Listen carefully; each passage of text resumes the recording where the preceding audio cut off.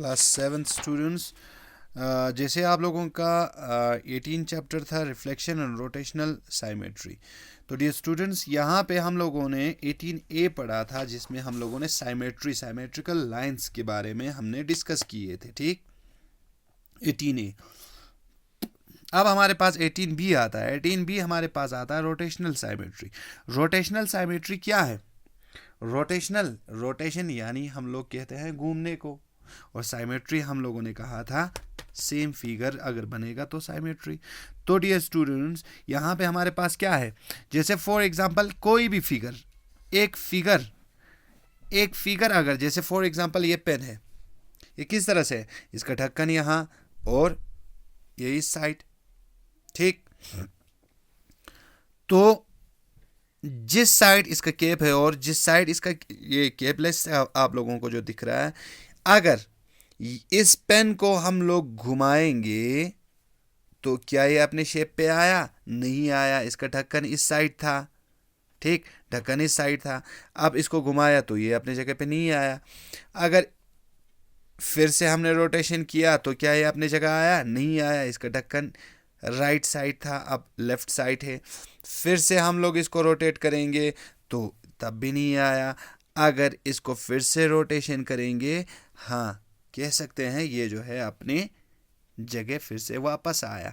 यानी ये जो पेन है, ये फिगर जो आप लोगों को दिख रहा है, इस फिगर ने खुद को अपने ओरिजिनल प्लेस पर वापस लाने के लिए कंप्लीट एक बिल्कुल गोल रोटेशन करने के बाद, कंप्लीट रोटेशन करने के बाद ये जो है अपनी जगह वापस आया।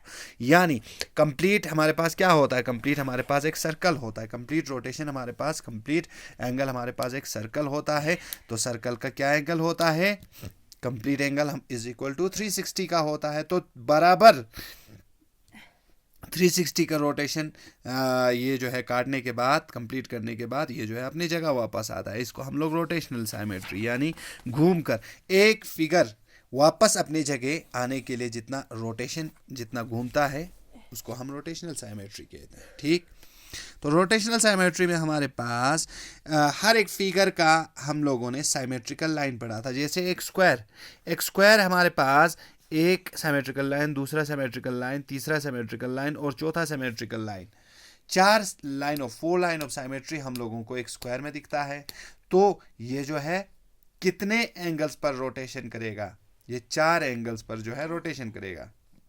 सबसे पहला 90, उसके बाद 180, उसके बाद, तो ये स्क्वायर हमारे पास 4 रोटेशन हमने पढ़ा, 90, 180, 270, 360। 4 रोटेशन, 90 डिग्री का रोटेशन, 180 का रोटेशन, 270 का रोटेशन और लास्ट 360 का रोटेशन करने के बाद ये जो है अपनी जगह वापस आएगा। ठीक, तो इसी तरह रेक्टेंगल में हमने 2 लाइन ऑफ साइमेट्री हम लोगों ने देखा था। रेक्टेंगल में 2 लाइन ऑफ साइमेट्री, तो ये जो है सिर्फ 2 ही रोटेशन करेगा, एक 180 का और दूसरा 360 का, फिर ये अपनी जगह वापस आएगा। ठीक, तो स्टूडेंट्स इसी तरह हमारे पास 18B आप लोगों के पास आता है।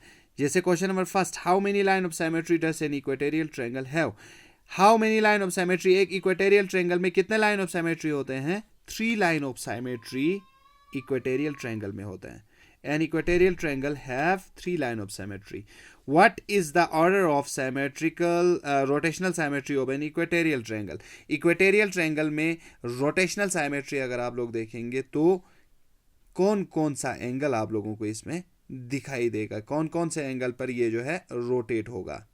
तो स्टूडेंट्स, यहाँ पे आप लोगों ने देखा 3 साइमेट्रिकल लाइन। इक्वेटोरियल ट्रायंगल में 3 लाइन ऑफ साइमेट्री होता है, 3 साइमेट्रिकल लाइन होता है, इसीलिए ये रोटेशन भी, इसमें हम लोगों को रोटेशनल एंगल भी सिर्फ 3 ही दिखाई देंगे। जितना लाइन ऑफ साइमेट्री होता है उतना रोटेशनल साइमेट्री भी दिखता है। एक 120 डिग्री, दूसरा 240 डिग्री एंड थर्ड 360 डिग्री पर ये जो है रोटेट होगा या रोटेशन करेगा।